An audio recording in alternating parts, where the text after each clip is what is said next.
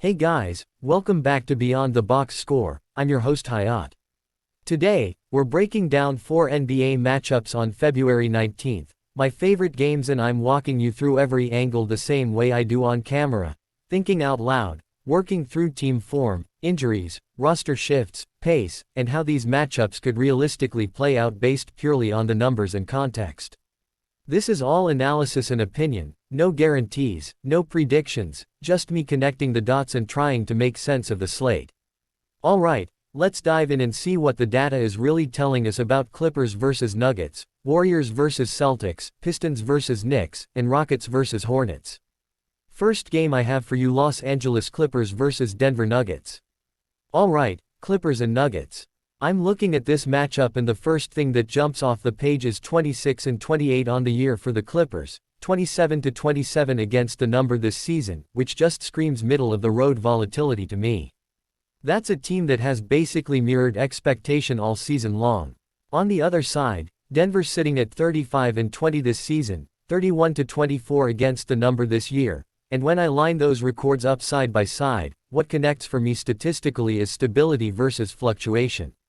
The Clippers just came off a 105,102 win over Houston before the All-Star break. And Denver came off a 122-11-16 win over Memphis, listed exactly like that, and those final scorelines matter because they frame rhythm heading into the break. If this matchup plays out like a continuation of pre-break form, Denver's offensive ceiling based on that 122 output stands in contrast to a Clippers group that needed a tight 105,102 result. Now I keep circling back to the trend notes. The Clippers splitting their last 8 games, and it's repeated that they split their last 8 games, plus they stumbled towards the All-Star break. That matters because earlier we're told they climbed all the way back from that early season hole, so this is a team that showed resilience but then flattened out. That's a psychological and statistical plateau. Meanwhile, Denver is playing well on the road this season, and not just playing well, now able to win games and cover games on the road. That phrasing is important because it shifts Denver from being altitude dependent to being travel stable. Where this number becomes interesting analytically is in the statement about getting a decent number with the far better team in the Denver Nuggets. I'm not interpreting that as advice, I'm looking at it as perception. The market context is clearly framing Denver as the stronger roster and the stronger performance profile. Injury-wise, this is layered. The Nuggets need to get Aaron Gordon back in the fold, but they got Nikola Jokic back going into the All-Star break, and Jamal Murray is mentioned as instrumental toward Denver's success. So if this matchup plays out like a star-driven efficiency battle, Jokic and Murray are central variables. On the Clippers side, Kawhi Leonard is active as part of the core, but James Harden was traded away one of your better players, and the return on the trade from Cleveland hasn't been there because Darius Garland is still banged up and looks like he is out for this game for Cleveland. Even though Garland is referenced with Cleveland, the note directly affects the Clippers' trade return context. So now I'm thinking about rotational stability and shot creation. If Harden is gone and Garland hasn't provided impact due to being still banged up and out for this game for Cleveland, that's a vacuum in offensive orchestration. And then there's the language. Take Denver, lay the points on the road, Denver can get the job done on the road. I'm not framing that as a directive, I'm framing it as how the number and perception align with team quality and road performance data. If this matchup plays out like Denver's 35-20 profile suggests, and if the road trend holds where they can win games and cover games on the road, then the statistical theme is road resilience versus a Clippers team that's 26-28 and splitting their last 8 games.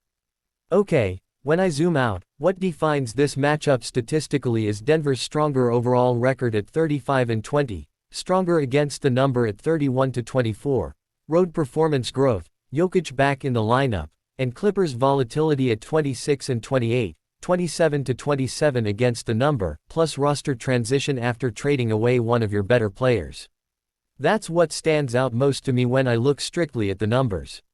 Here we go through next game: Golden State Warriors vs Boston Celtics. Warriors and Celtics. In this one, I'm immediately thinking about availability because at the time this video is being recorded, Steph Curry is listed as out, Jimmy Butler is listed as out, and Jimmy Butler is done for the year. That's massive. Historically, missing Steph Curry has not been a recipe for success in the past. So if this matchup plays out like previous Curry-less stretches, the Warriors' offensive gravity changes dramatically. They continue to be banged up, and they're inconsistent. That's the identity note attached to Golden State right now. On the other side, Jason Tatum is listed on the injury report, but he was cleared to start practicing and cleared to start warming up, with a potential full-on return maybe for the postseason. That sequence matters because Boston won 6 of 7 going into the All-Star break. They were playing some solid basketball and had adjusted to life without Jason Tatum. So if they were already functioning efficiently without him and now there's psychological lift from him being cleared to start practicing and cleared to start warming up, that shifts the emotional baseline of the locker room. If this matchup plays out like the 6 of 7 stretch suggests, Boston's cohesion might carry forward. There's also the timing element. Some teams benefit from layoff, some lose momentum, and handicap coming out of All-Star break can be difficult. That uncertainty is part of the analytical puzzle. The angle note says trust the Boston Celtics get the winning cover on the road and lay it with the Boston Celtics on the road, plus sticking with what was seen going into the break. Again, I'm not interpreting that as instruction, I'm reading it as how the expectation landscape is framed. Celtics playing great ball versus Warriors inconsistent is the comparative theme. So if this game tilts toward depth and defensive structure, Boston's 6 of 7 run combined with playing some solid basketball and adjusting without Tatum gives them structural continuity. If it tilts toward star power creation, then the absence of Steph Curry and Jimmy Butler listed as out, with Butler done for the year, becomes a massive offensive ceiling limiter for Golden State.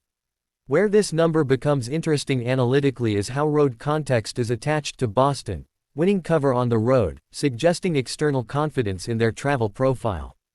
Okay, when I zoom out, what defines this matchup statistically is Boston winning 6 of 7, adjusting without Jason Tatum while he's cleared to start practicing and warming up, versus a Warriors team that continues to be banged up.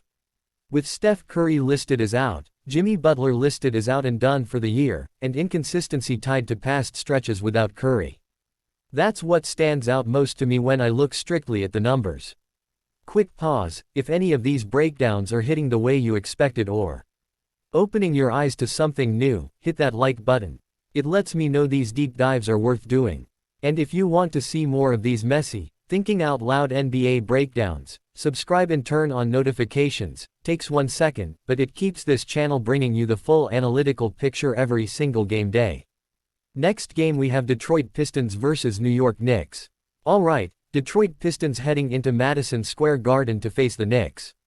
Immediately, what jumps out is the spread and total context. Knicks are laying 4.5, and the total is set at 225.5. Those numbers alone tell me something about how the market perceives each team's capability and home court impact. Detroit comes in with a 40-13 record, and they've played incredible in the first half of the season. That's a number that screams high efficiency and consistency. On the flip side, the Knicks have played so damn good at home this season, which frames MSG as an environment where they elevate their game. Now, if I look at the head-to-head this season, Detroit actually won both matchups in Detroit, with the first game ending 121-90 and the second game 118-80. Both of those were blowouts, which is massive context. But it's also important to remember the Knicks were banged up in both games. Josh Hart missed the first game, and Karl Anthony Towns and Anunoby were out for the second. So that explains some of the discrepancy and gives me nuance on those blowouts.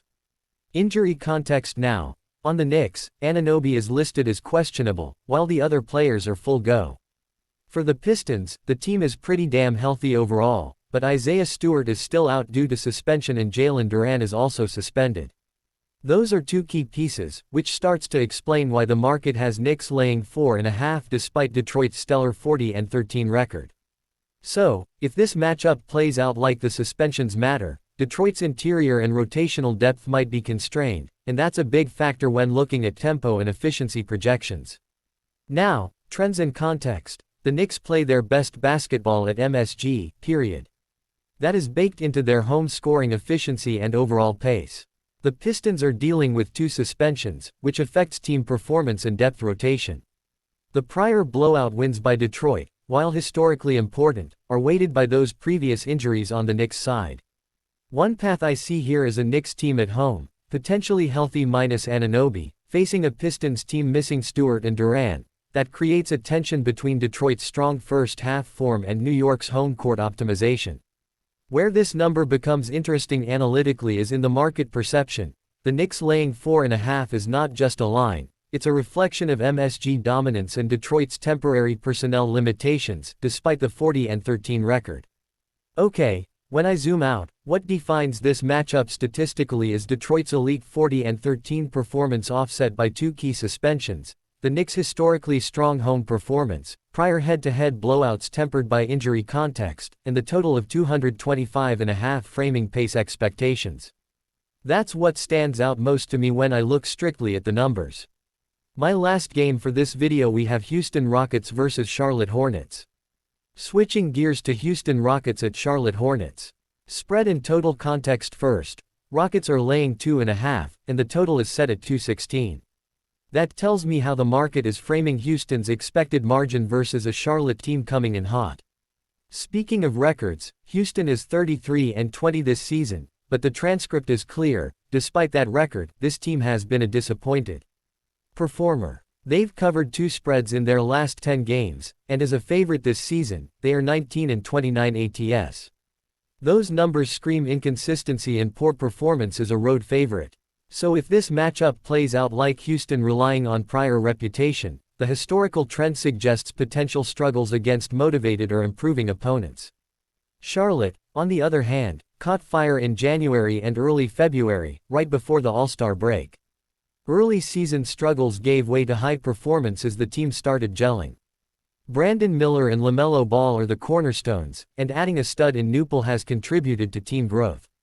The transcript even emphasizes Charlotte as a hot young team at home and building their roster well, suggesting cohesion, developmental upside, and offensive efficiency. If this matchup plays out like Charlotte at home, the pace and efficiency metrics could be high, given youth, energy, and recent success. The total of 216 contextualizes expected scoring tempo, slightly restrained relative to the Pistons-Knicks game, but still in a competitive range. No explicit injuries are listed for either team, so depth charts are presumably intact. Trends to note. Rockets have been a money loser, not covering spreads, and struggling as a road favorite, which is reflected in the 19-29 ATS mark. Hornets' trend is upward, improving, cohesive, and hot at home. Where the numbers become interesting analytically is in the juxtaposition. Rockets favored 2.5 by market perception, but Charlotte is a hot young team at home with a recent strong run, combined with Houston's struggle to cover down the stretch, frames a dynamic tension between historical reputation and current form. Okay, when I zoom out, what defines this matchup statistically is Houston's 33-20 record and 19-29 ATS as a favorite, highlighting road vulnerability and inconsistency, versus Charlotte's recent surge in January and early February, youth-led efficiency with Brandon Miller, LaMelo Ball, and Newpel, plus the total of 216 signaling pace expectations. That's what stands out most to me when I look strictly at the numbers. Alright, that wraps up all 4 NBA matchups for February 19th. As always, this was pure analysis and opinion, nothing guaranteed, just me walking through the stats, trends, injuries, and team context to see how these games could play out.